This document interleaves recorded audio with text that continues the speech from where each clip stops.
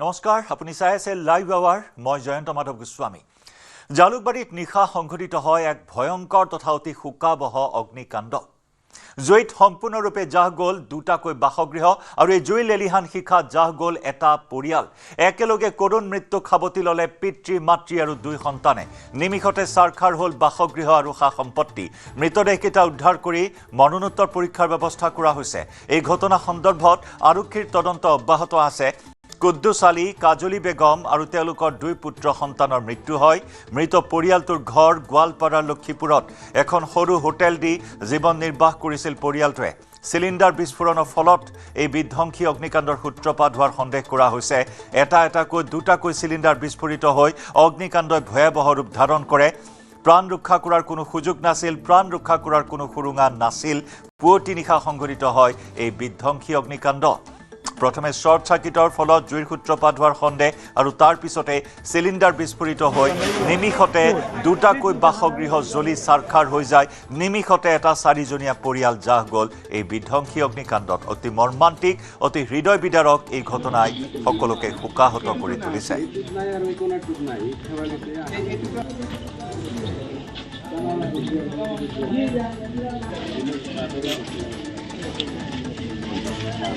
বাৰ বছৰীয়া পুত্ৰ সন্তান 19 বছৰীয়া পুত্ৰ সন্তানসহ দম্পতীয়ে প্ৰাণ হেৰুৱালে এই অগ্নিকাণ্ডত গোৱালপাৰা লক্ষীপুৰৰ এই পৰিয়ালটোৱে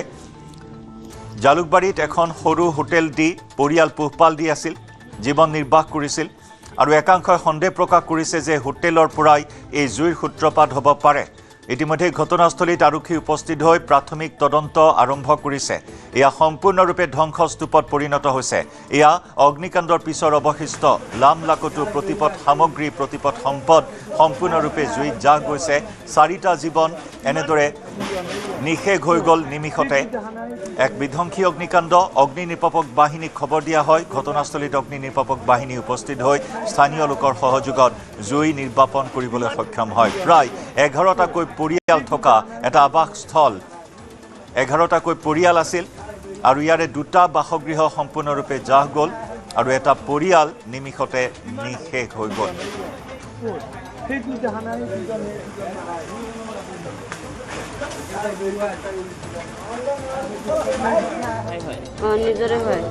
আপোনাৰ ভাই দুটা বয়স কিমান বাইদেউ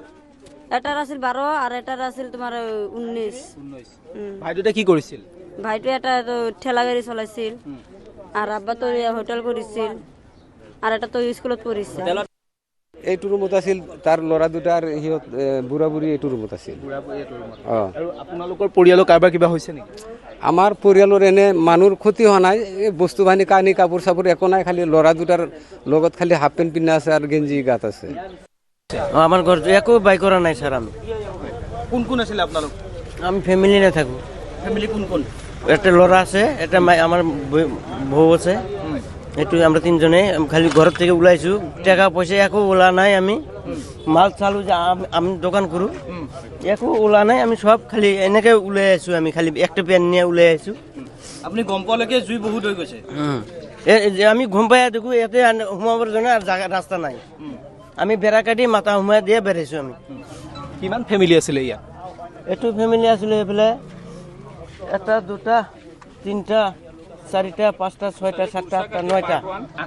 নয়টা আৰ দুটা ফ্যামিলি ঘৰত ঘুচি গেছে কালি 7টা ফ্যামিলি আছিল টোটাল 9টা ফ্যামিলি 11টা ফ্যামিলি তার মধ্যে দুটা গেছে গা এই সৰু জায়গাটোত 11টা ফ্যামিলি আছিল কি কৰে আপুনি কি কৰে আমি ফলৰ দোকান কৰো ফলৰ দোকান পাণ্ডু বাজাৰতো আমি ফলৰ দোকান কৰো আমি একো ওলাৰ নাই জিনিসপাতি এই যে জ্বলি গ'ল আব্দুল কুদ্দুছ আপোনাৰ বন্ধু না এই বন্ধু নহয় একই লগে থাকি মিলি জিলি থাকছো আর কি এনেকে আর কি লক্ষীপুৰ পৰে স্যার তেওঁলোক কেনেকৈ জ্বলি গ'ল আর কেনেকে জ্বলি গেলে এতে আগুন জ্বলে আছে কি জ্বলাই আছিলে এইটো হোটেল কৰি আছে না দোকানটো এৰপৰ থেকে আগুন জ্বলায় আৰু বৰষুণ দিওতে বতাহ আহিল বতাহত হ'ব পাৰে নেকি না তেওঁলোকে হোটেল দি আছিলে হোটেল দি আছে দোকান বন্ধ করিয়া ঘুমাইছে আর কি এতে ঘুম পাওয়া নাই যে আগুন জ্বলি গেছে জ্বলার পরে একটু লাগি গেছে লাগি কেন উঠিয়ে পুরা হাল্লা করি আছে ওটো আগুন লাগছে উঠিয়ে দেখি একদম পুরা জ্বলিয়ে আছে আগুন ঘরেতে বেরামু এই রাস্তা নাই আৰু মন কৰিবলগীয়া কথা যে অগ্নিকাণ্ড সংঘটিত হোৱা স্থানৰ সমীপত 5 দিন পূৰ্বে চলিছিল প্ৰশাসনৰ উচ্ছেদ অভিযান যি স্থানত অগ্নিকাণ্ডৰ ঘটনা সংঘটিত হৈছে তাৰ নিচেই সমীপতে 5 দিন পূৰ্বে উচ্ছেদ অভিযান চলোৱা হৈছিল আৰু পুৱতি নিশা সংঘটিত হ'ল এই অগ্নিকাণ্ড য'ত নেকি এটা পৰিয়াল নিশেষ হৈ গ'ল এই সন্দৰ্ভত শেহতীয়া কিছু খবৰ আমি লাভ কৰিবলৈ সংযুক্ত হৈছোঁ আমাৰ সতীৰ্থ সাংবাদিক বিক্ৰম বৰাৰ সৈতে বিক্ৰম এইখন আছিল আব্দুছ কুদ্দুছৰ হোটেল এই হোটেলখন দিয়েই আব্দুছ কুদ্দুছে এই 4জনীয়া পৰিয়ালটোৰ সৈতে এই জালুকবাৰীত জীৱন নিৰ্বাহ কৰিছিল কালিও আব্দুল কুদ্দুছে ইয়াতেই ভাত বনাইছিল বা হোটেলৰ যিসমূহ খাদ্য সেই খাদ্য বনাইছিল এই যেটো চৌকা এই চৌকাটো আছে এই চৌকাটোত তেওঁলোকে ভাত বনাইছিল তেওঁলোকে হোটেলৰ খাদ্য বনাইছিল আৰু এই চৌকাটো এনেদৰে নুমুৱাই তেওঁলোকে এই হোটেলখনৰ এই কোঠাটোৰ ভিতৰতে আছিল অৰ্থাৎ তেওঁলোক পত্নী কাজলী বেগমৰ সৈতে আব্দুল কুদ্দুছ হোটেলৰ এই কোঠাটোতে আছিল হোটেলখনতে আছিল আৰু ভাত এই মুহূৰ্তটো এয়া আছে তেওঁলোকে হয়তো আজিৰ বাবে এই খাদ্য তেওঁলোকে সাজু কৰিছিল এয়া হোটেলৰ গেছ হোটেলৰ প্ৰেছাৰ কুকাৰ হোটেলৰ কেৰাহী হোটেলৰ হেতা এইসমূহ ইয়াতেই জ্বলি যিহেতু সাৰখাৰ হৈ গৈছে হোটেলৰ চকী বেঞ্চ সকলোখিনি জ্বলি সাৰখাৰ হৈ গৈছে তেওঁলোকে ইয়াতেই খাদ্য প্ৰস্তুত কৰিছিল আৰু পত্নী কাজলী বেগমৰ সৈতে আব্দুল কুদ্দুছে এই হোটেলখনতে আছিল হঠাৎ জুই লাগিছিল জুই ক'ৰ পৰা লাগিল সেয়া কোনেও নাজানে তাৰ পাছত আব্দুল কুদ্দুছ আৰু পত্নী যিহেতু কাজলী বেগমৰ 2 সন্তান শফিকুল আৰু এই 2 সন্তান তেওঁলোকে এই যেটো কাখৰ ঘৰ এই ঘৰটোত আছিল তাৰ পাছত জুই লগা দেখি এই ঘৰটোত যেতিয়া জুইয়ে সানি ধৰিছিল তাৰ পাছতেই 2 স্বামীস্ত্ৰীয়ে তেওঁলোকৰ 2 সন্তানক বচাবলৈ তেওঁলোকে এই ঘৰটোলৈ দৌৰি আহিছিল আৰু এই ঘৰটোলৈ দৌৰি অহাৰ পাছতেই সেই 4জন লোক একেলগে জুইত সম্পূৰ্ণৰূপে জাহ যাবলগীয়া হ'ল এই ঘৰটোত আপুনি দেখা পাইছে এই ঘৰটোত এতিয়াও জুই জ্বলি আছে এয়া প্ৰেছাৰ কুকাৰ গেছ সকলোখিনি এতিয়াও ইয়াতে আছে আৰু এতিয়াও ধোঁৱা এয়া ওলাই আছে এতিয়াও ধোঁৱা ইয়াতে ওলাই আছে গোন্ধ ইয়াতে সম্পূৰ্ণৰূপে আছে পিতৃ-মাতৃ কাজলী বেগম আৰু আব্দুল কুদ্দুছে 2 সন্তানক জুইৰ পৰা বচাবলৈ তেওঁলোকক উদ্ধাৰ কৰিবৰ বাবে ইয়ালৈ দৌৰি আহিছিল আৰু ইয়ালৈ যেতিয়া দৌৰি অহাৰ পাছতেই ইয়াতেই হয়তো শৰ্ট সাৰ্কিটৰ ফলত অগ্নিকাণ্ডৰ ঘটনা সংঘটিত হ'ল আৰু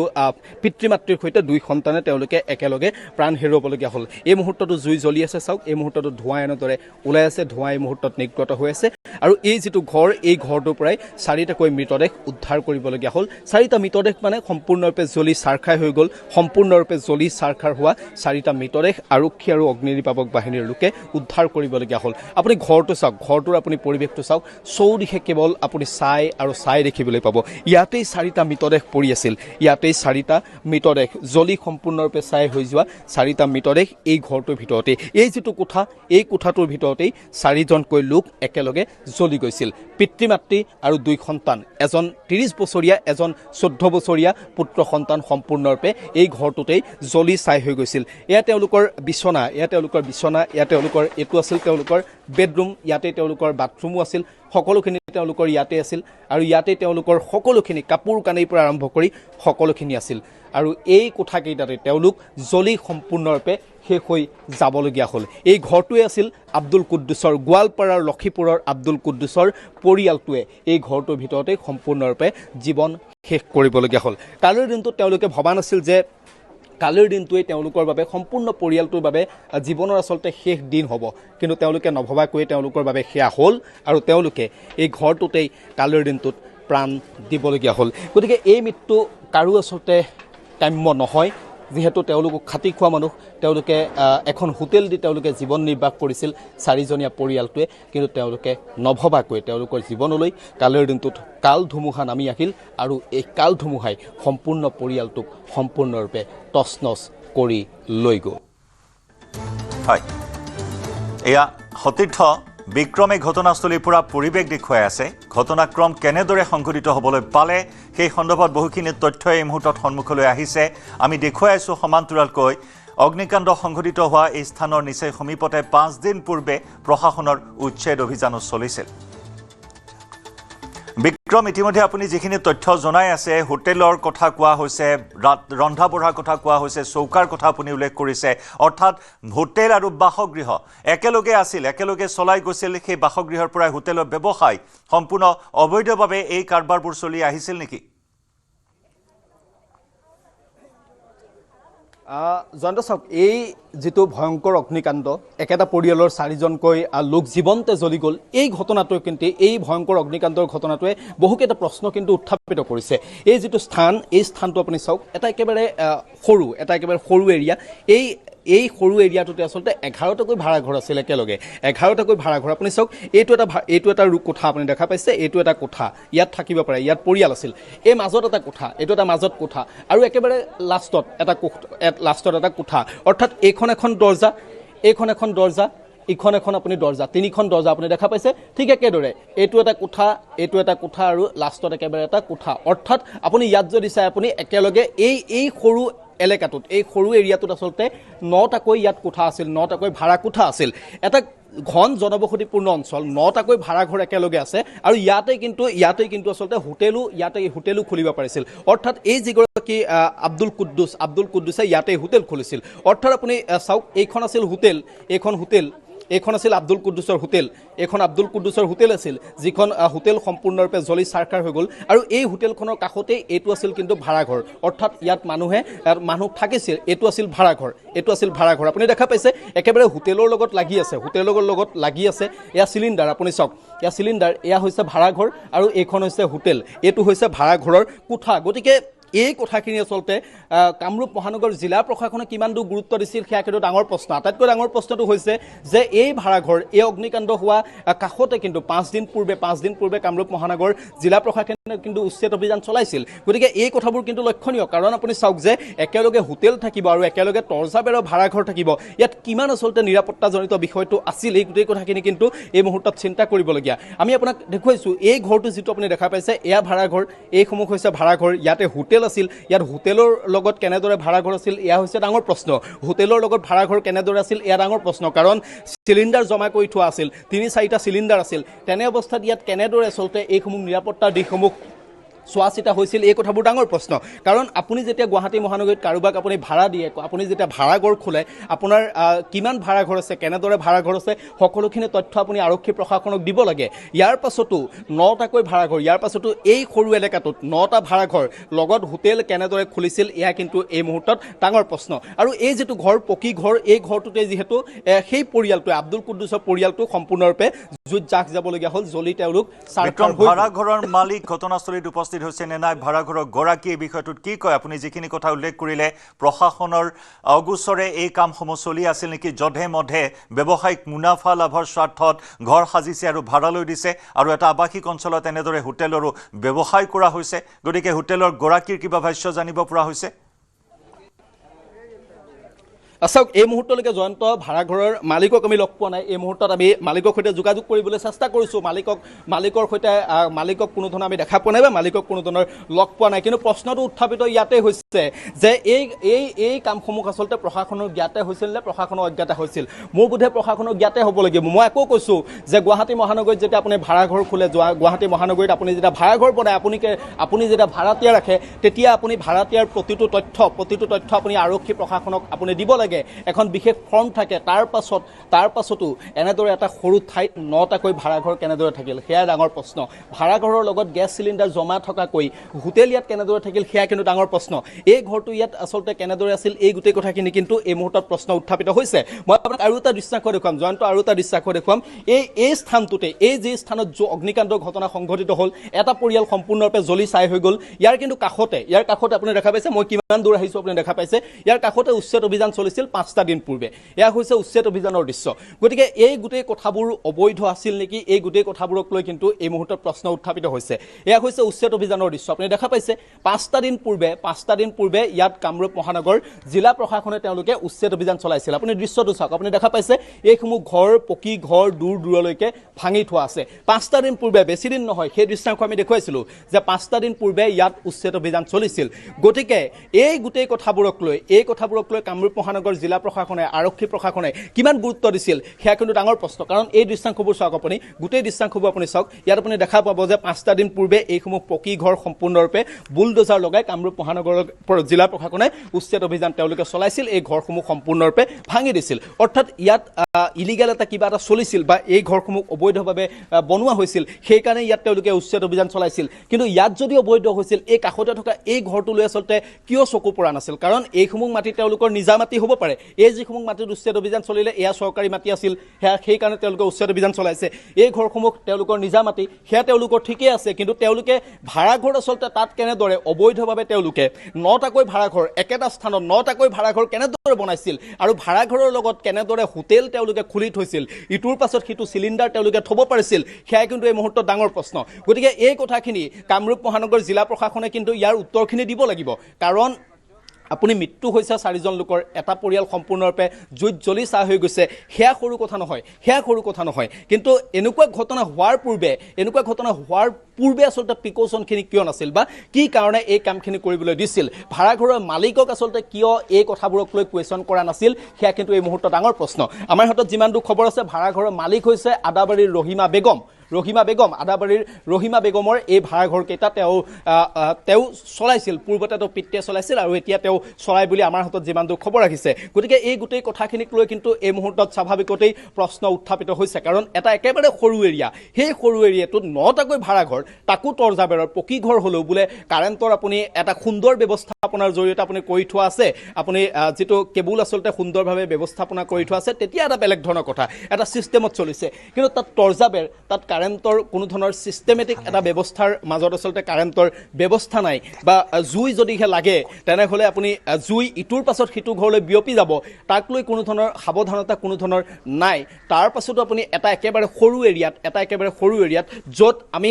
এটা ঘৰত থাকোঁ সেই এৰিয়াটোত আপুনি 9টাকৈ ভাড়াঘৰ একেলগে আছিল আৰু আটাইতকৈ ডাঙৰ কথাটো তাতেই আব্দুল কুদ্দুছৰ হোটেলো খুলিব পাৰিছিল ভাড়াঘৰৰ লগতে তৰ্জাবেৰৰ ভাড়াঘৰ তাৰ লগতে হোটেলো খুলিব পাৰিছিল এই কথাবোৰ কিন্তু জয়ন্ত স্বাভাৱিকতে ডাঙৰ প্ৰশ্ন আমি আকৌ দেখুৱাইছোঁ আপোনাক 5টা দিন পূৰ্বে ইয়াত উচ্ছেদ অভিযান চলিছিল এয়াই 5টা দিন পূৰ্বে এই কাষতে এইটো ভাড়াঘৰ আপুনি দেখা পাইছে এয়া লোক গোট খাই আছে প্ৰায় 2টা ঘৰ এৰিয়া আপুনি চাওক এইসমূহ ঘৰত উচ্ছেদ অভিযান চলিছিল 5টা দিন পূৰ্বে জালুকবাৰী প্ৰশাসনে এই ঘৰসমূহ সম্পূৰ্ণৰূপে ভাঙি পেলাইছিল এই কথাবোৰক লৈ স্বাভাৱিকতে কিন্তু প্ৰশ্ন বহুতখিনি উত্থাপিত হৈছে ইয়াত কামৰূপ মহানগৰ জিলা প্ৰশাসনৰ ভুল আছিল নেকি এই কথাবোৰক লৈ কিন্তু স্বাভাৱিকতে বহুখিনি প্ৰশ্ন এই মুহূৰ্তত উত্থাপিত হৈছে কেনেদৰে ইয়াত আচলতে ইমান অবৈধভাৱে এইসমূহ ভাড়াঘৰ বছৰ ধৰি বনাব পাৰিছিল বছৰ ধৰি এনেদৰে তেওঁলোকে ভাড়াঘৰ বনাই থব পাৰিছিল এইসমূহক লৈ কিন্তু স্বাভাৱিকতে বহুখিনি প্ৰশ্ন উত্থাপিত হৈছে জয়ন্ত গতিকে এই প্ৰশ্নসমূহৰ উত্তৰ কামৰূপ মহানগৰ জিলা প্ৰশাসনে কেনেদৰে দিয়ে সেয়া এই মুহূৰ্তত লক্ষণীয় হ'ব কাৰণ ঘটনা এটা ঘটি যোৱাৰ পাছত কামৰূপ মহানগৰ জিলা প্ৰশাসন সাৰ পায় নে তেওঁলোকে ইয়াৰ পাছত যেহেতু তেওঁলোকে এতিয়া ঘটনাটো ঘটি যোৱাৰ পাছতে সাৰ পাব লাগিব কাৰণ তেওঁলোকে ইয়াৰ পূৰ্বে তেওঁলোকে বিশেষ ব্যৱস্থা তেওঁলোকে গ্ৰহণ কৰা নাছিল মই আকৌ কৈছোঁ যে যেতিয়া ভাড়াঘৰ থাকে ভাড়াঘৰ বনোৱাৰ লগে লগে ভাড়াঘৰৰ মালিকে আৰক্ষী প্ৰশাসনক গোটেই কথাখিনি ক'ব লাগে আমি কথা পাতি যাম ভুক্তভোগী লোকসকল আছে তেওঁলোকৰ সৈতে আমি কথা পাতি যাম আপুনি চৌদিশে কেৱল আপুনি চাই দেখিবলৈ পাব আৰু আপুনি গোন্ধ দেখিবলৈ পাব এই মুহূৰ্ততো সেই পকী ঘৰটোৰ পৰা যিটো এটা অভিশপ্ত ঘৰ বুলি কৈছোঁ এই ঘৰটোতে এটা পৰিয়াল সম্পূৰ্ণৰূপে শেষ হৈ গ'ল এই ঘৰটোৰ পৰা এতিয়াও ধোঁৱা ওলাই আছে আমি ভুক্তভোগী লোকসকল আছে ইয়াত আন লোকসকলৰ যিহেতু বাসগৃহ জ্বলিছে তেওঁলোকৰ সৈতে কথা পাতিম এটা আছিল ওই যে কামৰ দোকান কৰে সেইটোৰ আছিল আৰু মোৰটো আছিল এটা সৰু ইমানখিনি আছিল মানে 1 পোৱা মানকে বনাই আছিল আৰু তাৰপিছত এইফালে এই যে মাছালা এটা আছিল দাদা ইয়াত আপোনালোকে 9টা ঘৰ আছিল ইয়াত কাৰেণ্টৰ ব্যৱস্থাটো ভালকে আছিল নে আছিলে ৱাই কেনেকে টনা আছিলে কাৰেণ্টৰ ৱাইবোৰ কেনেকে টনা আছিলে সবৰে ৰুমে লাইট চাইট এদিলে সব আছিল আপোনালোকে নিজে টানি লৈছিলে না মালিকে দিছিলে কেনেকুৱা দিছিলে বাহৰ খুঁটাত দি দিছিলে বিক্ৰম উচ্ছেদক লৈ কি কয় এইসকল আৱাসীয়ে কাৰণ নিচেই মাত্ৰ 2টা ঘৰৰ ব্যৱধান উচ্ছেদ চলোৱা হ'ল এইখিনি কিয় এৰা হ'ল সেই সন্দৰ্ভত কি কয় কিমান বছৰ আছিলে এনেকে আপোনালোক কিমান বছৰ আছিলে আমাৰ এনে কিছু পইচা আছিল আৰু মানে আপোনালোকে ইয়াত কিমান বছৰ আছিলে মই এতিয়া মোটামুটি 7 বছৰ থেকে আছো আৰু ঘৰ বনাইছে থেকে মই আছো আৰু মালিক তো নাথাকে এতে আছো আৰু ভাড়াই আছে মালিক আহিছিল নে আজি আহিছিল মই পিছতে মানে এতে এয়াৰ পাতি ওলাই যে ফোন কৰিছিলো আহিছিল আৰু মালিকে আপোনালোকৰ ডকুমেন্টছ লৈছিলে নাই আগতে মোৰ ডকুমেন্টছ মই আগতে দিছিলো কেতিয়া দিছিলে মই মোটামুটি এই 2-3 বছৰ পৰত বদাই লৈছে মোৰ লগত আৰু দিছোঁ মোৰ এড্ৰেছটো পূৰা দিছোঁ মানে দিছিলে জয়ন্ত গোটেই কথাখিনি কিন্তু প্ৰশ্ন স্বাভাৱিকতেই উত্থাপিত হৈছে মই যিখিনি কথা কৈছিলোঁ যে ভাড়াঘৰৰ মালিকে আৰক্ষী প্ৰশাসনক যিহেতু ভাড়াতীয়াৰ সকলোখিনি তথ্য দিব লাগে ভাড়াতীয়াৰ প্ৰতিটো কথাই আচলতে ক'ব লাগে হয়তো এইগৰাকী মালিকে কিন্তু ভাড়াতীয়াৰ প্ৰতিটো তথ্য কিন্তু আৰক্ষী প্ৰশাসনক দিয়া নাছিল কাৰণ যেতিয়া বিক্ৰম উচ্ছেদক কি কয় ব্যক্তিগৰাকীয়ে কৰিবৰ বাবে আৰক্ষীক কিন্তু যথেষ্ট সময়ৰ প্ৰয়োজন বিক্ৰম উচ্ছেদক লৈ কি কয় ব্যক্তিগৰাকীয়ে কাৰণ 5 দিন পূৰ্বে উচ্ছেদ চলোৱা হৈছিল নিচেই সমীপতে এইখিনি বচা ঘৰখিনি ৰখা হ'ল দাদা আপোনালোক ইয়াত হয় হয় হয় আপোনালোকৰ এই কাষতে উচ্ছেদ অভিযানো চলিছিল কিমান দিন হ'ল এই আমাৰ এই ঈদৰ পিছদিনে আৰু কি আমাৰ যে পৰৱ গ'লে আৰু তাৰ পিছদিনে আপোনালোকৰ এইবোৰ ঘৰো ভাঙিবলৈ আহিছিল নেকি নাই এটা অহা নাই আগত যিবিলাক নোটিছ দিছিল সেইবিলাক ভাঙছে আপোনালোকক ইয়াত নটিচ দিয়া নাছিলে দিয়া নাই কাৰণে আমাৰ মালিকে কৈছে যে দেখা যাক তহঁতে আছ থাক এইটোৱে আছোঁ আৰু জয়ন্ত এই ঘৰসমূহৰ বাবে কোনো ধৰণৰ উচ্ছেদ অভিযানৰ জাননী পোৱা নাছিল আৰু সেইকাৰণে তেওঁলোকক মালিকে তেওঁলোকক ঘৰ খালী কৰিবলৈ দিয়া নাছিল তেওঁলোকক ইয়াতে থাকিবলৈ কৈছিল কিন্তু প্ৰশ্নটো সেইটোৱে উত্থাপিত হৈছে জয়ন্ত যে আৰক্ষী প্ৰশাসনে এই যিকেইটা মৃতদেহ জ্বলি চাৰখাৰ হৈ যোৱা মৃতদেহ এই মৃতদেহকেইটা চিনাক্ত কৰিবলৈ তেওঁলোকক কিন্তু যথেষ্ট সময়ৰ প্ৰয়োজন হ'ল কি কাৰণে সময়ৰ প্ৰয়োজন হ'ল যে মালিকে আৰক্ষী প্ৰশাসনক হয়তো ভালদৰে এই ভাড়াতীয়াৰ তথ্যসমূহ তেওঁলোকে দি থোৱা নাছিল মালিকে যিটো দায়িত্ব পালন কৰিব লাগিছিল যে গুৱাহাটীত ভাড়াঘৰ ভাড়াতীয়া থাকিলে মালিকে প্ৰতিটো তথ্য আৰক্ষী প্ৰশাসনক দি থ'ব লাগে কিন্তু তাৰ পাছতো এই এটা সৰু এলেকাত 9টা ভাড়াঘৰ লগত আপোনাৰ হোটেল আছে তাৰ পাছতো এনেদৰে এটা অবৈধ কাৰবাৰ কেনেদৰে চলি গৈছিল সেয়াই কিন্তু এই মুহূৰ্তত ডাঙৰ প্ৰশ্ন উত্থাপিত হৈছে তাৰ আপুনি ইয়াত থাকে নেকি ইয়াত থাকে কিমান বছৰ হ'ল আপোনাৰ ইয়াত আছোঁ 2 বছৰ হ'ল 2 বছৰ কোন আছিলে আপুনি মই আছোঁ মোৰ লগত আৰু এটা ড্ৰাইভাৰ আমি দুটা ড্ৰাইভাৰে ইয়াত ব্যৱস্থাবোৰ কেনেকুৱা আছিলে কাৰেণ্ট কেনেকুৱা আছিলে কাৰণ এটা তাৰ চাৰ্টত লগা আছিল এনেকুৱা আৰু কাৰেণ্টটো আপোনালোকে নিজে লগাই লৈছে নাই আমি লগা নাই মালিকে লগাইছে ৱাই লগাই থোৱা আছিলে নে ভালকৈ আছে ভালকৈ লগা আছিল আপোনাৰ ঘৰো জ্বলি গৈছে মোৰ ঘৰ জ্বলি গৈছে কি জ্বলিলে আপোনাৰ মোৰ মোবাইল গেল পকেটত 5,000 টকা আছিল আৰু কাপোৰ কানি গেল কিমান টকা গ'ল আপোনাৰ ধৰক মোবাইলটো 15,000 20-22,000 টকা গৈছে মোৰ 20-22 দাদা আপোনাৰতো ঘৰ জ্বলি গ'ল সম্পূৰ্ণৰূপে মোৰ জ্বলি গৈছে মোৰ ল'ৰা দুটা কাম বহুত গৈছে মোৰ ল'ৰা দুটা এক্সাম আছিল আজি এক্সাম দিব আহিছিল ঘৰৰ পৰা আহিছিল মোবাইল গ'ল দুটামান মোবাইল গ'ল কেছ টকা আছিল 12,000 মান আৰু আমাৰ যিখিনি আমি মাছৰ বেপাৰ কৰোঁ আমাৰ যোগাৰ পাতি যিমানখিনি আছিল বহুত গ'ল আমাৰ এইটো ৰুমে আমাৰ চব জ্বলি গ'ল জয়ন্ত এই কথাবোৰৰ মাজতো এয়া দুখৰ খবৰটো আমি দিয়ে গৈছোঁ যে যিয়ে নহওক এটা ঘটনা সংঘটিত হৈ গ'ল এটা পৰিয়াল সম্পূৰ্ণৰূপে জ্বলি সম্পূৰ্ণৰূপে চাৰখাৰ হৈ গ'ল বহুকেইটা পৰিয়ালে তেওঁলোকে আচলতে দিক বিদিক হেৰুৱাই পেলাবলগীয়া হ'ল কাৰণ তেওঁলোকৰ ঘৰ সম্পূৰ্ণৰূপে জ্বলি গ'ল তেওঁলোকৰ সম্পত্তি বুলিবলৈ যি কেইপদ আছিল সকলোবোৰে আচলতে জ্বলি চাৰখাৰ হৈ গ'ল গতিকে এই কথাবোৰে আচলতে সকলোকে কন্দুৱাইছে আৰু সমগ্ৰ গুৱাহাটী মহানগৰতে কিন্তু এটা শোকৰ ছাপ পেলাইছে বহুলোকে তেওঁলোকে এই অগ্নিকাণ্ডস্থলীলৈ আহিছে তেওঁলোকে চাবলৈ আহিছে আমি ঘৰটোৰ ভিতৰলৈ এবাৰ যাম এতিয়াও আচলতে ধোঁৱা ওলাই আছে আৰক্ষী প্ৰশাসন তেওঁলোক গৈছে তেওঁলোকে পৰিস্থিতি তেওঁলোকে এতিয়াও চাই আছে যিহেতু জুই নিৰ্বাপন কৰি থৈ গ'ল অগ্নি নিৰ্বাপক বাহিনীয়ে কিন্তু এতিয়াও ধোঁৱা ওলাই আছে আৰু আৰক্ষী প্ৰশাসনে কিছু তেওঁলোকে কিবা পায় নেকি সেয়া তেওঁলোকে বিচাৰিবলৈ চেষ্টা কৰিছে যিহেতু ইয়াতে আচলতে এই ঘৰটোতে সম্পূৰ্ণৰূপে সেই 4জন লোক সম্পূৰ্ণৰূপে জ্বলি চাৰখাৰ হৈ গৈছিল গতিকে যিহেতু পিতৃ মাতৃ আব্দুল কুদ্দুছ আৰু পত্নী কাজলী বেগম তেওঁলোকে যিহেতু হোটেলখনত আছিল আৰু যেতিয়া জুই জ্বলিছিল জুই জ্বলা অৱস্থাত যিহেতু নিশ্চয় বলেন গতিকে এনেধৰণৰ এটা ভয়ংকৰ ঘটনাৰ পৰা প্ৰশাসনে কি শিক্ষা লয় সেয়া লক্ষণীয় হ'ব কাৰণ বিক্ৰম যিহেতু আপুনি যিখিনি তথ্য জনালে য'ত আৱাসিক অঞ্চলত হোটেলৰ ব্যৱসায় কৰি আহিছিল গতিকে তেনেস্থলত প্ৰশাসনে ইয়াৰ পৰা কি শিক্ষা লয় সেয়া নিশ্চয় লক্ষণীয় হ'ব এক ভয়ংকৰ ঘটনাই জোকাৰি গ'লে এই মুহূৰ্তত গুৱাহাটী য'ত নেকি এক বিধ্বংসী অগ্নিকাণ্ডই প্ৰাণ কাঢ়িলে এটা পৰিয়ালৰ 4 সদস্য কাৰেণ্টটো মানে আমিয়ে গম পালোঁ 2টা বজাত মানে ইমান চিলিণ্ডাৰ বাষ্ট হৈছে 4টামান চিলিণ্ডাৰ বাষ্ট হ'ল তাৰপিছত আমি আহি পালোঁ আহি পোৱাৰ পিছত আমি চালোঁ যে ইমান ডাঙৰ জুই লাগিছে এই বৰষুণৰ মাজতে জুই লাগিছে বৰষুণ নাথাকিলেতো পূৰা গোটেই এইটো জয়মতী নগৰ এইটো জ্বলি গ'লে হয় তাৰপিছত ঘৰৰ পৰিয়ালৰ কিবা ভাড়া আছিলে নেকি এটা পৰিয়ালৰ 4টা মানুহ ঢুকালে এইটো কিবা আমি শুনা পাইছোঁ যে তেখেতৰ দোকান আছিলে দোকানৰ পৰা কিবা চিলিণ্ডাৰ বাষ্ট হৈছে নেকি হোটেলৰ পৰা এইটো চিলিণ্ডাৰৰ জুইখনৰ উৎপত্তি হৈছে তাৰপিছত 4টামান চিলিণ্ডাৰ কওঁ বুলি কৈছে এতিয়াতো আমি গম পাইছিলোঁ যে 2টা মানে ঢুকাইছে এতিয়া লাহে লাহে ওলাই আছে 4টা ওলালে কাহিনীটো মানে আমিয়ে গম পালোঁ 2টা বজাত মানে ইমান চিলিণ্ডাৰ বাষ্ট হৈছে 4টামান চিলিণ্ডাৰ বাষ্ট হ'ল তাৰপিছত আমি আহি পালোঁ আহি পোৱাৰ পিছত আমি চালোঁ যে ইমান ডাঙৰ জুই লাগিছে এই বৰষুণৰ মাজতে জুই লাগিছে বৰষুণ নাথাকিলে পূৰা গোটেই এইটো জয়মতী নগৰ এইটো জ্বলি গ'লে হয় তাৰপিছত ঘৰৰ পৰিয়ালৰ কিবা ভাড়া আছিলে নেকি এটা পৰিয়ালৰ 4টা মানুহ ঢুকালে এইটো কিবা আমি শুনা পাইছোঁ যে তেখেতৰ দোকান আছিলে দোকানৰ পৰা কিবা চিলিণ্ডাৰ বাষ্ট হৈছে নেকি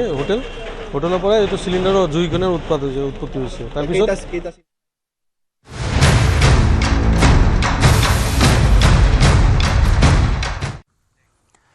আন এক অগ্নিকাণ্ডৰ খবৰ মহানগৰীৰ 6 মাইলত নিশা সংঘটিত হয় এক ভয়ংকৰ অগ্নিকাণ্ড এই বিধ্বংসী জুইত জাগ গ'ল কেফে 7 নামৰ এখন ৰেষ্টুৰেণ্ট পুৱতি নিশা প্ৰায় 3 বজাত সংঘটিত হৈছে এই অগ্নিকাণ্ড বতাহ বৰষুণৰ মাজতে ভস্মীভূত ৰেষ্টুৰেণ্টখন শ্বৰ্ট চাৰ্কিটৰ ফলত জুইৰ সূত্ৰপাত হোৱাৰ সন্দেহ কৰা হৈছে এফালে জালুকবাৰীৰ বিধ্বংসী অগ্নিকাণ্ডত 4জনৰ প্ৰাণহানি আনফালে 6 মাইলতো পুৱতি নিশা সংঘটিত হোৱা এক বিধ্বংসী অগ্নিকাণ্ডত জাহ গ'ল এখন ৰেষ্টুৰেণ্ট এখন কেফে 7 নামৰ ৰেষ্টুৰেণ্টখন জাহ গ'ল পুৱতি নিশা প্ৰায় 3মান বজাত অগ্নিকাণ্ডৰ ঘটনা সংঘটিত হয় বতাহ বৰষুণৰ মাজতে ভস্মীভূত হয় ৰেষ্টুৰেণ্টখন শ্বৰ্ট চাৰ্কিটৰ ফলত জুইৰ সূত্ৰপাত হোৱাৰ সন্দেহ কৰা হৈছে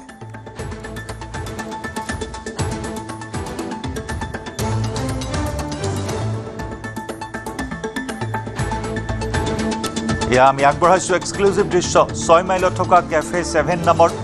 ৰেষ্টুৰেণ্টখনত অগ্নিকাণ্ডৰ পিছৰ এয়া ধ্বংসস্তূপ ধ্বংসাৱশেষ অৱশিষ্ট বুলিবলৈ একো বাকী নাই সম্পূৰ্ণৰূপে বিধ্বস্ত হৈ পৰিছে কেফেখন সতীৰ্থ সাংবাদিক অজয় বৰ্মনৰ সৈতে সংযুক্ত হৈছোঁ পোনপটীয়া সম্প্ৰচাৰত অজয় আন এক বিধ্বংসী অগ্নিকাণ্ড আমি জালুকবাৰীৰ খবৰ জনাই আছোঁ তাৰ সমান্তৰালকৈ এয়া 6 মাইলৰ অগ্নিকাণ্ডৰ শেহতীয়া আৰু কি খবৰ লাভ কৰিছে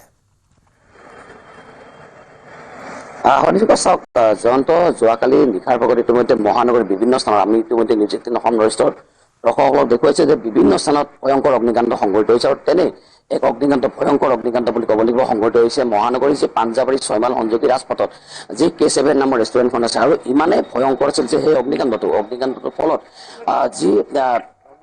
ৰেষ্টুৰেণ্টখনৰ যি প্ৰথম 2টা কোঠী সম্পূৰ্ণৰূপে জুই জাগ হৈছে আৰু মই সেই দৃশ্যসমূহ দেখুৱাম নিউজ 18 অসম নৰেষ্টৰ দৰ্শকসকলক যে পুৱতি নিশা প্ৰায় 3মান বজাত এই অগ্নিকাণ্ডটো সংঘটিত হৈছিল আৰু অগ্নিকাণ্ডটো সংঘটিত হোৱাৰ পিছতে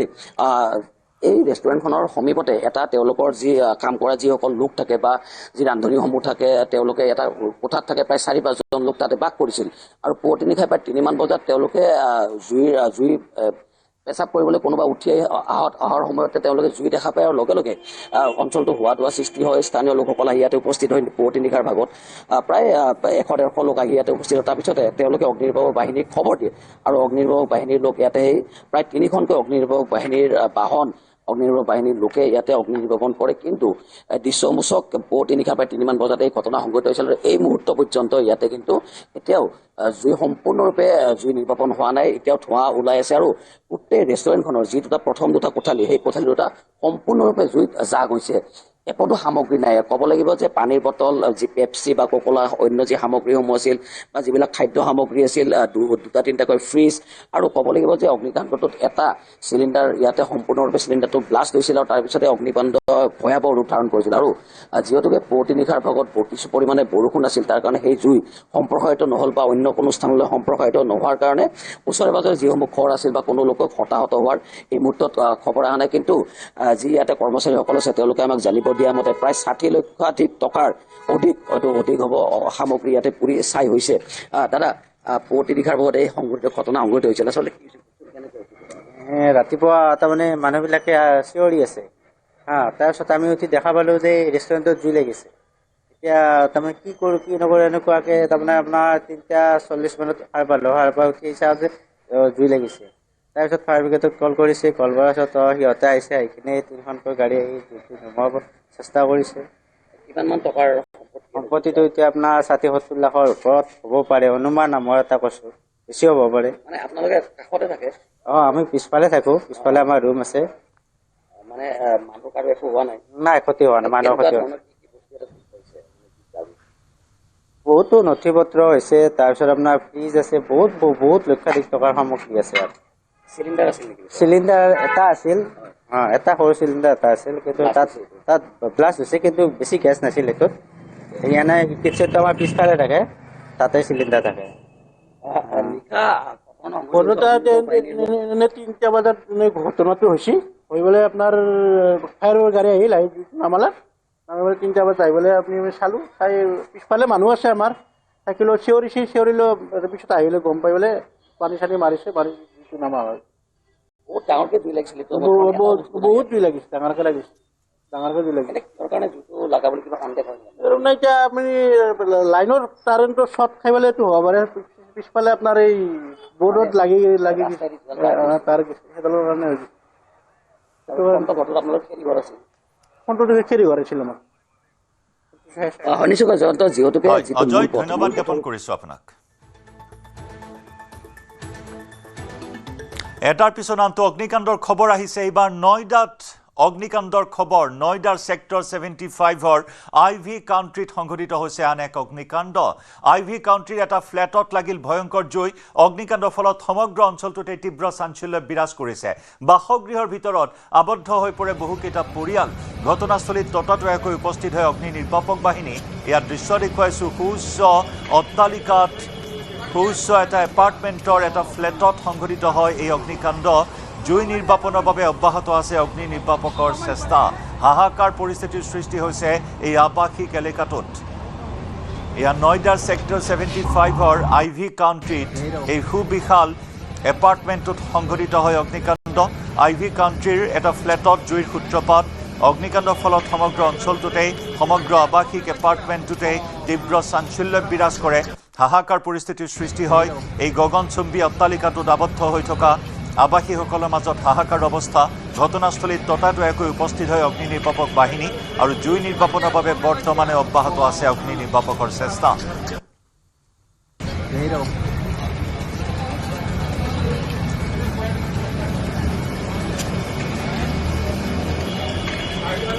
নতুন দিল্লীৰ মালব্য নগৰত সংঘটিত হোৱা অগ্নিকাণ্ডৰ চাঞ্চল্য অব্যাহত আছে আৰু তাৰ মাজতে এইবাৰ নয়ডাত সংঘটিত হ'ল এই অগ্নিকাণ্ডৰ ঘটনা। অৱশ্যে হতাহতৰ কোনো খবৰ অহা নাই। ক্ষয়ক্ষতিৰো বৰ বিশেষ তথ্য এই মুহূৰ্তলৈকে জানিব পৰা হোৱা নাই।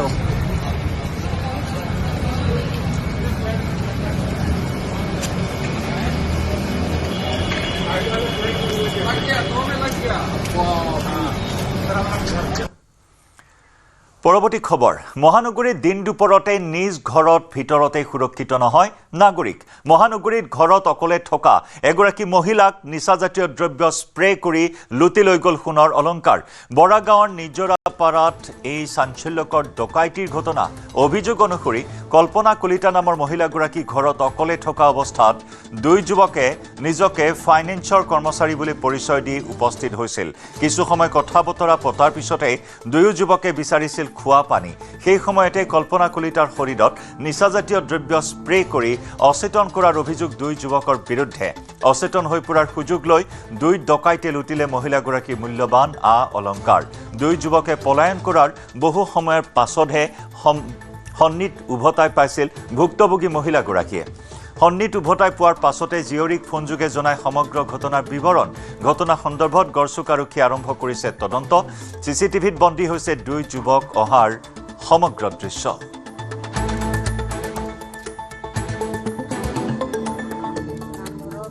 মানে আহি দেখো যে এজন মানুহ তাত থিয় হৈ আছে। ৰাস্তাত থকাজনক মই সুধিলো আপোনাক কি লাগে, তাৰপিছত কৈছে নাই একো নালাগে। তেখেতৰ হাতত তাৰমানে এখন বহি আছে। মই সোমাই আহিলো, আহি দেখা পাওঁ যে একজন ইয়াত আছে। সেইজনে আকৌ ডাঙৰ ছোৱালীক খুজিছে যে আমি এনেকে মানে চাফা কৰো, আপোনাৰ ঘৰত যদি তামৰ পাত্ৰ আছে নাইবা কাঁহৰ পাত্ৰ আছে হেৰি আনিব পাৰে, কোম্পানীত পাইছো। তাই মানে তেনেকে মানে ঘটিটো ওলাই দিছে। সিহঁতে মানে চাফ কৰি মোক দেখাইছে। তাইও ক'লা কি মা হেৰি তুমি কথা পাতা, সেই বুলি তাই গুচি গেল। সিহঁতে কৈছে আন্টি আপুনি হিন্দী বুজি পায়? মোক সিহঁতে মানে পাউডাৰ চাউডাৰ উলিয়াই পেলাই দেখাইছে। সিহঁতৰ এটা মানে তাৰ হাতত ৰিং আছে, ৰূপৰ ৰিংটো ওলাই মানে দেখাইছে যে মই সহন ৰূপ যত যি মানে চাফ কৰিব পাৰি মানে সি দেখালে কিছু দেৰি পিছত তাৰমানে সেইজন আহিছে লগৰজন আহি মানে চাই গৈছে ইয়াত সি ইয়াত ৰোৱা নাই আকৌ সি মানে গুচি গ'ল গুচি যাওঁতে মই ক'লো কি যাওক আপোনালোকে এতিয়া মোৰ সময় নাই ঠিক আছে হেৰি এক গিলাচ পানী খুৱাই দিয়ক সি পানী গিলাচ খুজিয়ে মানে এনেকুৱা বেগ এটা আছে সেই বেগটোৰ পৰা তাৰমানে টাৱেল এখন ওলাইছে ডাঙৰ টাৱেলখনত ওলাই কিবা মানে লগাইছে এটা মানে সৰু বটল এনেকুৱা সেইখিনিও মই দেখা পাইছো তাই জাষ্ট মই ঘূৰি পানী গিলাচ আনব যোৱাৰ লগে লগে মোক বেক চাইডৰ পৰা মানে ৰুমালখনেদি মানে দি দিলে দিয়াত মই বেহুচ হৈ বহি গলো বহি গৈ লাহে লাহে মানুহগৰাকী হলি গ'ল তেতিয়া মোৰ হুচ আহিল তেতিয়া মই গলত যি মানে হাত দি চাওঁ মোৰ গলত চেইনডাল নাই তাৰপিছত মই সেই মানে ভালকে থিয় হ'বই পৰা নাই তেনেকে মই ইফালে সিহঁতক চাব গৈছো চাব যাওঁ যে ক'ত দেখিয়ে নাপাওঁ ইফালেও গ'লো সিফালেও দেখি নাপালো তাৰপিছত সিফালে গ'লো সিফালে এই দোকানত মানে হেৰি দোকানী সুধিলো অকণৰ ঘৈণীয়েকক সোধোতে কৈছে এইমাত্ৰ গ'ল বোলে দুজন বাইকেদি পালচাৰ বাইক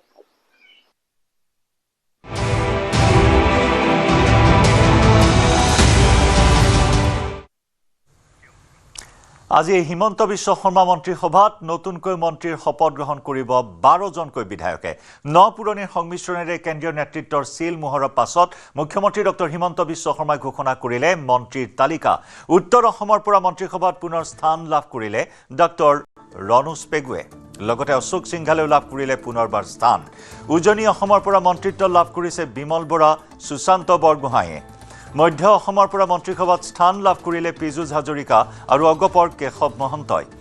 প্ৰথমবাৰ বিধায়িকা হৈ মন্ত্ৰিত্বৰ সোৱাদ ল'ব মঙলদৈ সমষ্টিৰ বিধায়িকা নীলিমা দেৱীয়ে আনহাতে নামনি অসমৰ পৰা মন্ত্ৰীসভাত স্থান লাভ কৰে পুনৰবাৰ জয়ন্ত মল্ল বৰুৱা আৰু অশ্বিনী ৰাজ চৰকাৰ লগতে বিশ্বজিৎ দৈমাৰীয়ে আৰু ইফালে বৰাকৰ পৰা মন্ত্ৰিত্ব লাভ কৰিলে কৌশিক ৰায় আৰু কৃষ্ণেন্দু পালে আজি দিনৰ 12:45 খানাপাৰাৰ জ্যোতি বিষ্ণু আন্তঃৰাষ্ট্ৰীয় কলা মন্দিৰত মন্ত্ৰীৰূপে শপত গ্ৰহণ কৰিব HBS 2.0 মন্ত্ৰীসভাৰ এইসকল মন্ত্ৰীয়ে ৰাজ্যপাল লক্ষ্মণ প্ৰসাদ আচাৰ্যই পাঠ কৰাব নতুন মন্ত্ৰীৰ শপত বাক্য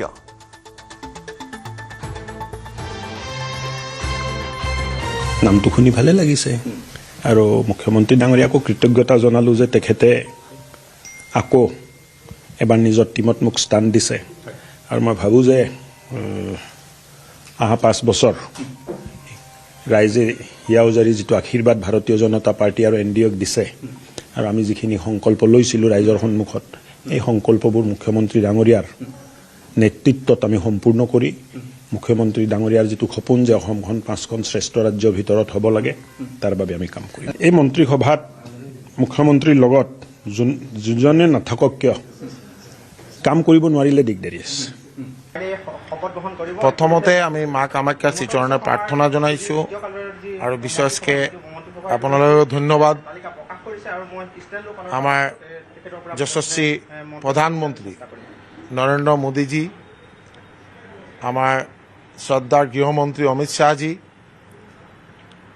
আমাৰ সৰ্বভাৰতীয় সভাপতি নীতিন নবীনজী আৰু আমাৰ সকলোৰে শ্ৰদ্ধাৰ অসমৰ জনপ্ৰিয় মুখ্যমন্ত্ৰী ডক্টৰ হিমন্ত বিশ্ব শৰ্মা মহোদয়ক আৰু ৰাজ্যিক সভাপতি দিলীপ শইকীয়া ডাঙৰীয়া আৰু জ্যেষ্ঠ নেতৃত্ব সকলে আমাৰ ওপৰত যি আস্থা আৰু বিশ্বাস প্ৰকট কৰিলে তাৰ কাৰণে আমি মোৰ দোহাই তেওঁলোকৰ শ্ৰীচৰণে প্ৰণাম জনাইছোঁ ধন্যবাদ আৰু কৃতজ্ঞতা জনাইছোঁ মই মাননীয় মুখ্যমন্ত্ৰী ডক্টৰ হিমন্ত বিশ্ব শৰ্মা ডাঙৰীয়াক মই ধন্যবাদ জনাওঁ যে দ্বিতীয়বাৰৰ কাৰণে মুখ্যমন্ত্ৰী হিচাপে তেওঁ দায়িত্ব দিবলৈ গৈ আছে মই লগে লগে ভাৰতীয় জনতা পাৰ্টি আমাৰ কেন্দ্ৰীয় নেতৃত্ব ভাৰতবৰ্ষৰ মাননীয় প্ৰধানমন্ত্ৰী নৰেন্দ্ৰ মোদী ডাঙৰীয়া সভাপতি নীতিন নবীন ডাঙৰীয়া আমাৰ গৃহমন্ত্ৰী অমিত শ্বাহ ডাঙৰীয়া আমাৰ অসমৰ ৰাজ্যিক সভাপতি দিলীপ শইকীয়া ডাঙৰীয়া ধৰি সকলো ভাৰতীয় জনতা পাৰ্টিৰ নেতৃত্বক মই ধন্যবাদ জনাওঁ বিশেষকৈ মুখ্যমন্ত্ৰী ডক্টৰ হিমন্ত বিশ্ব শৰ্মা ডাঙৰীয়াক ধন্যবাদ জনাওঁ যে যোৱা বছৰো তেওঁ মোক প্ৰথমে মাননীয় মুখ্যমন্ত্ৰী ডক্টৰ হিমন্ত বিশ্ব শৰ্মা ডাঙৰীয়াক ধন্যবাদ আৰু কৃতজ্ঞতা জ্ঞাপন কৰিছোঁ। তেখেতৰ দ্বিতীয়টো কাৰ্যকালৰ মন্ত্ৰীসভাত আমাকো মন্ত্ৰীসভাৰ এজন সদস্য হিচাপে অন্তৰ্ভুক্ত কৰিছে। বিগত মন্ত্ৰীসভাটো কেইবাটাও গুৰুত্বপূৰ্ণ দায়িত্ব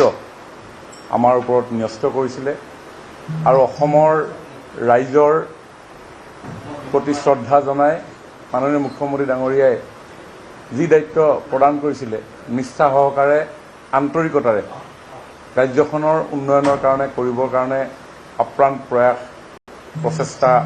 আমি অব্যাহত ৰাখিছিলোঁ। আৰু মঙলদৈ সমষ্টিৰ প্ৰথমবাৰৰ বাবে বিধায়িকা হৈয়ে নীলিমা দেৱীয়ে লাভ কৰিলে মন্ত্ৰিত্ব। মন্ত্ৰী হিচাপে শপত ল'বলৈ নিজ বাসগৃহৰ পৰা গুৱাহাটীলৈ ৰাওনা নীলিমা দেৱী। সমষ্টিবাসী ৰাইজক ধন্যবাদ জ্ঞাপন কৰাৰ লগতে ধন্যবাদ জ্ঞাপন কৰিলে মুখ্যমন্ত্ৰী ডক্টৰ হিমন্ত বিশ্ব শৰ্মাক।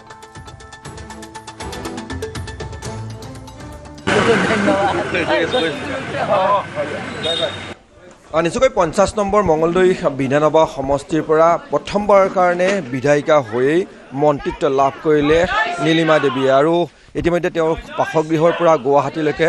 ৰাওনা হ'বৰ কাৰণে সাজু হৈছে। এয়া মঙলদৈবাসীৰ ৰাইজৰ সৈতে এতিয়া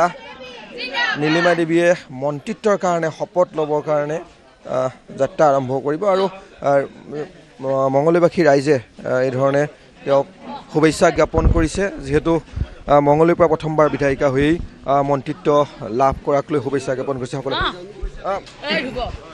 এয়া মঙলদৈবাসী ৰাইজে শুভেচ্ছা জনাইছে। আচলতে বিধায়িকা হৈয়েই মন্ত্ৰিত্ব লাভ কৰিলে আজি শপত গ্ৰহণো কৰিব। হয়, মানে আজি এই যাত্ৰাত মোৰ লগত মোৰ দলৰ কাৰ্যকৰ্তা শুভাকাংক্ষীসকলো আছে আৰু শপত গ্ৰহণ, গতিকে এটা বেলেগ এটা অনুভৱ। কাৰণ বিধায়িকা হৈছিলোঁ, কালি নভবাকৈয়ে মন্ত্ৰিত্বও লাভ কৰিলোঁ। দক্ষ মুখ্যমন্ত্ৰী মাননীয় ডক্টৰ হিমন্ত বিশ্ব শৰ্মাক মই আন্তৰিক ধন্যবাদ জ্ঞাপন কৰিছোঁ, তেওঁৰ লগত থাকি মোক কাম কৰাৰ সুবিধা দিয়াৰ বাবে। মনটো উগুল থুগুল হৈ আছে, উগুল থুগুলটো থাকিবই, কাৰণ বিভিন্ন এতিয়া নতুন এটা বস্তু যিমান যি ক'লেও দলৰ সাংগঠনিক কামৰ লগত জড়িত হোৱা সেইটো বস্তু বেলেগ আৰু এইটো সম্পূৰ্ণ এটা পৃথক। তাৰমানে মন্ত্ৰিত্ব এটা সেৱা, ৰাইজৰ সেৱা।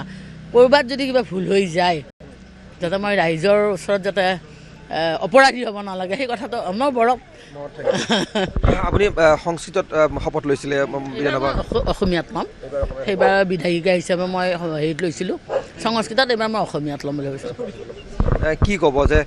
অসমবাসীয়ে এগৰাকী মহিলা নেত্ৰী হিচাপে আপোনাক জানে, আপোনাৰ দলীয় কৰ্মীসকলে জানে, এতিয়া আপুনি ৰাইজৰ মাজলৈ যাব লাগিব, সমগ্ৰ অসমৰ হৈ কাম কৰিব লাগিব মন্ত্ৰিত্ব লাভ কৰাৰ পিছত, কি ক'ব? তেতিয়া এগৰাকী দলৰ কাৰ্যকৰ্তা হিচাপে ৰাইজৰ মাজত পৰিচিত আছিলোঁ।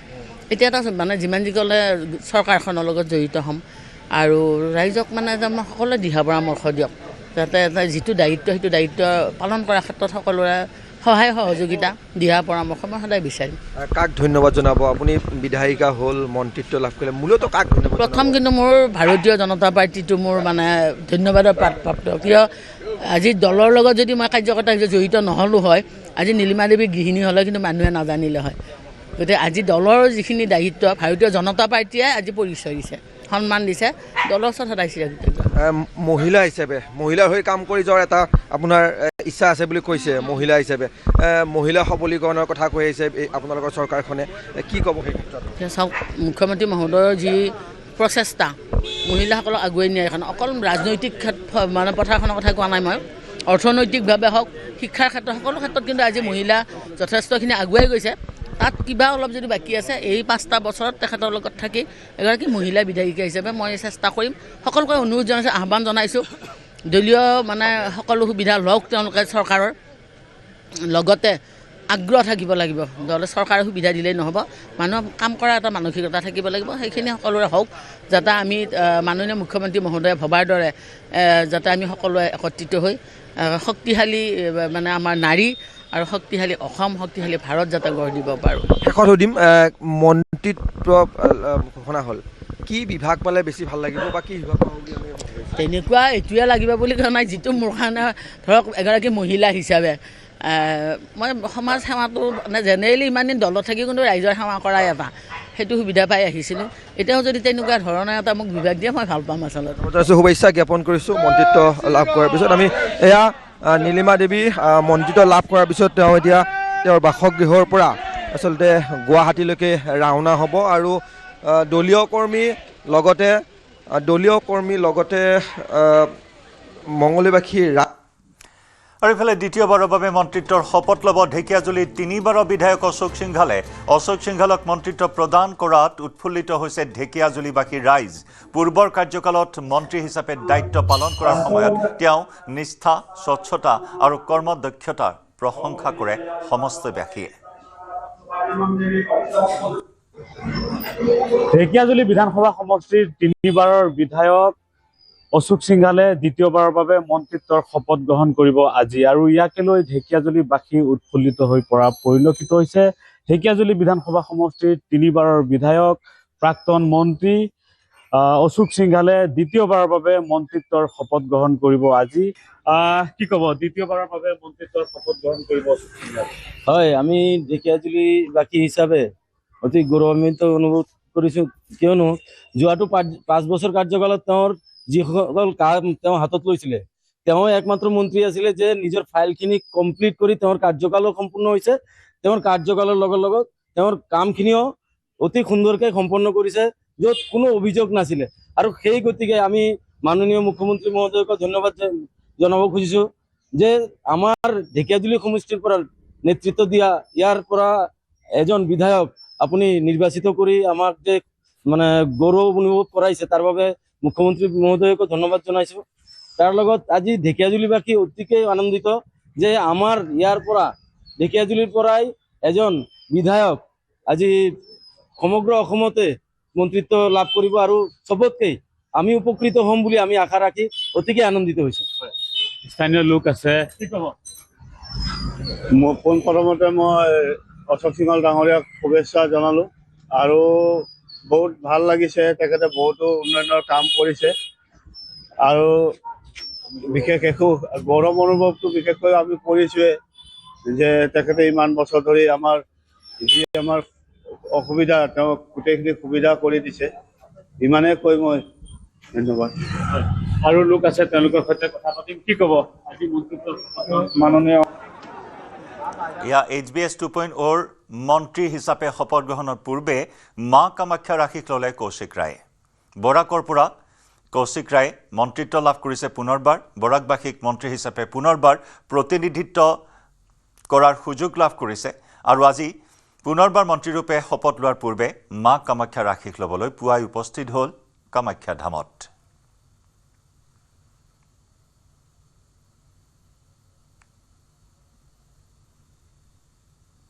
কৌশিক ৰায়ে মা কামাখ্যা দৰ্শন কৰিলে। মা কামাখ্যা দৰ্শন কৰি তেওঁ ওলাই আহিছে, পত্নীৰ লগত আছে আৰু কৌশিক ৰায় ডাঙৰীয়া আছে। মই কথা পাতিব চেষ্টা কৰিম। বহুত বহুত শুভেচ্ছা জ্ঞাপন কৰিছোঁ। আপুনি কালিও কৈছিলে প্ৰত্যেকটো শুভ কামৰ আগত আপুনি মা কামাখ্যা আহে। মা কামাখ্যা আপুনি যি অৱস্থাত আছে, মা কামাখ্যাৰ অৱদান যথেষ্ট আছে। আজি এইকাৰণে ডক্টৰ হিমন্ত বিশ্ব শৰ্মা ডাঙৰীয়াৰ নেতৃত্বত দ্বিতীয়বাৰ মন্ত্ৰী হিচাপে শপত গ্ৰহণ কৰাৰ আগতে মা কামাখ্যাৰ আশীৰ্বাদ ল'বলৈ মই ইয়াতে আহিছোঁ। মোৰ জীৱনত আজি যি জেগাতে আছোঁ, মা কামাখ্যাৰ আশীৰ্বাদ আছে আৰু সেইকাৰণে মা কামাখ্যাৰ আশীৰ্বাদ লৈ মই প্ৰতিখন কাম কৰি দুবাৰ বিধানসভাত নিৰ্বাচিত হৈছোঁ, দুবাৰ মন্ত্ৰীকে হৈছোঁ। সেইকাৰণে আজিও শপত গ্ৰহণ কৰাৰ পূৰ্বে মা কামাখ্যাৰ আশীৰ্বাদ লৈছোঁ, যাতে অহা দিনত অসমৰ কাৰণে, অসমৰ ৰাইজৰ কাৰণে, অসমৰ কাৰণে যাতে ভালকৈ কাম কৰিব পাৰে। ডেভেলপমেণ্টৰ কথা কোৱা হয়। বৰাক ভেলীত বিগত সময় যে চাব যায় 5টা বছৰ যথেষ্ট ডেভেলপমেণ্ট হৈছে আৰু ডেভেলপমেণ্টৰ কাৰণে 2টা বছৰত আপুনি 1.5 বছৰ সময় পাইছিলে, কাম যথেষ্ট কৰিবলগীয়া আছে।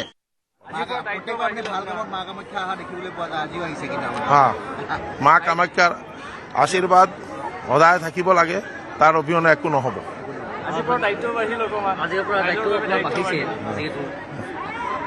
জয় মা কামাখ্যা। আপোনালোক অকলে ভালে থাকিব, অকলে সহায় সহযোগ কৰিব আৰু অকলে আপোনালোকৰ কাৰণেও মা কামাখ্যাৰ চিত্ৰণৰ প্ৰাৰ্থনা কৰিম। এটা কথা সুধো, যিহেতু দেশৰ মন্দাৱস্থা চলি আছে, গতিকে যি ডিপাৰ্টমেণ্ট নিদিয়ে ব্যয় সংকোচনৰ ক্ষেত্ৰত আপোনালোকৰ এটা চেলেঞ্জেছ আহিব বুলি ভাবেনে আপোনালোকে?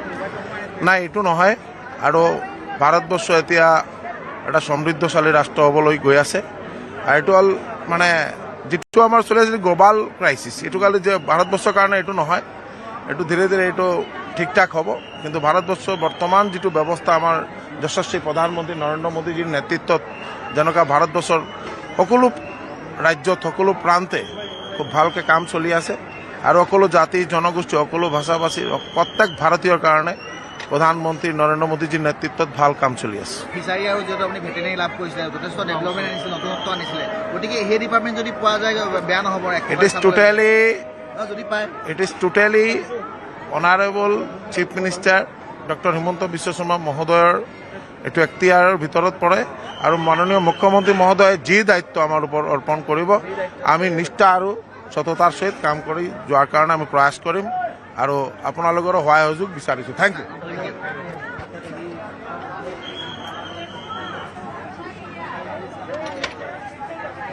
মন্ত্ৰীৰূপে শপত লোৱাৰ পূৰ্বে কৃষ্ণেন্দু পালেও মা কামাখ্যাৰ আশীষ ল'লে মা কামাখ্যা ধামত উপস্থিত হৈ পূজা অৰ্চনা আগবঢ়ালে নিষ্ঠা সততাৰে যি দায়িত্বই পালন নকৰক কিয় বা যি দপ্তৰে তেওঁক অৰ্পণ নকৰক কিয় সেই দায়িত্ব সততাৰে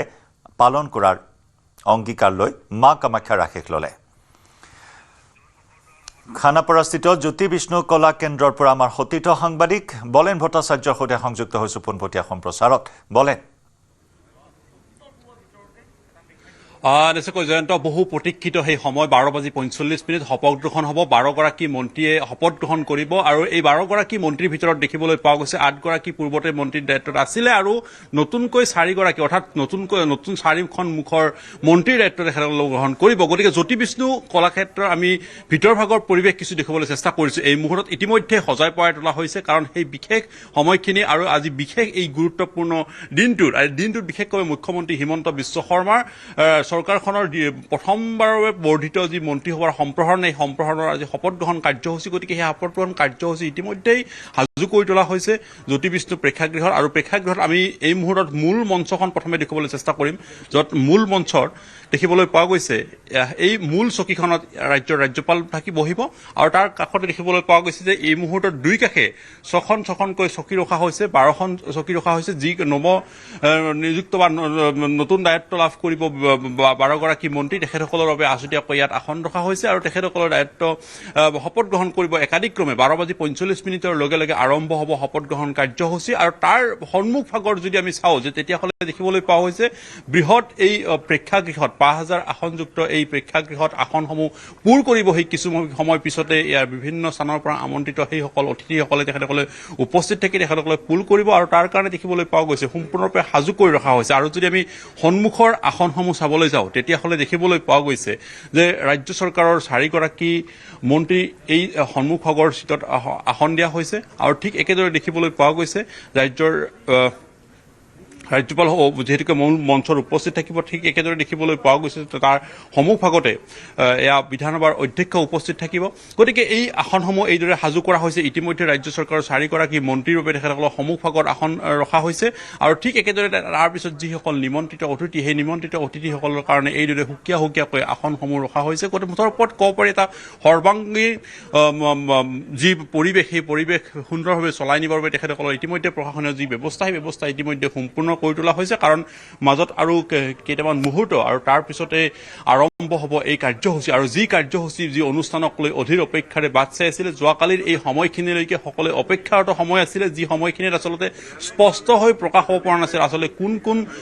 মন্ত্ৰী লাভ কৰিব কিন্তু সন্ধিয়াৰ লগে লগে মুখ্যমন্ত্ৰী হিমন্ত বিশ্ব শৰ্মাই তেখেতৰ এখতিয়াৰৰ অধীনৰ সবল আৰু শক্তিশালী এখন মন্ত্ৰীসভা তেখেতে ইতিমধ্যেই ঘোষণা কৰিছে আৰু সেই ঘোষণা কৰা মন্ত্ৰীসভা যদি চোৱা যায় তেতিয়াহ'লে কেইবাটাও কাৰণত আচলতে অভিজ্ঞ পুষ্ট এখন মন্ত্ৰীসভাৰ সেয়া যেন চিম্বল এই কথাখিনি প্ৰতীয়মান হৈছে কাৰণ 8গৰাকী আমি যদি চাওঁ যে ইতিমধ্যে যি 4গৰাকী মন্ত্ৰীৰ দায়িত্ব লাভ কৰিছে তেখেতসকলে কেবিনেট মৰ্যাদা লাভ কৰিছে আটাইকেইগৰাকী পূৰ্বৰে দক্ষ বা বিভাগীয় তেখেতসকলে বিভিন্ন সময়ত তেখেতসকল অভিজ্ঞ পুষ্ট আৰু তাৰ পিছত দেখিবলৈ পোৱা গৈছে সম্প্ৰসাৰিত হোৱা মন্ত্ৰীসভাৰ তালিকাখনত দেখিবলৈ পোৱা গৈছে 12গৰাকী মন্ত্ৰীৰ ভিতৰতে পূৰ্বতে 8গৰাকী মন্ত্ৰী তেখেতসকলে দায়িত্ব অৰ্পণ কৰিছিলে আৰু যদি চোৱা হয় সেই ধৰণে মন্ত্ৰী পীযুষ হাজৰিকা মন্ত্ৰী জয়ন্ত মল্ল বৰুৱা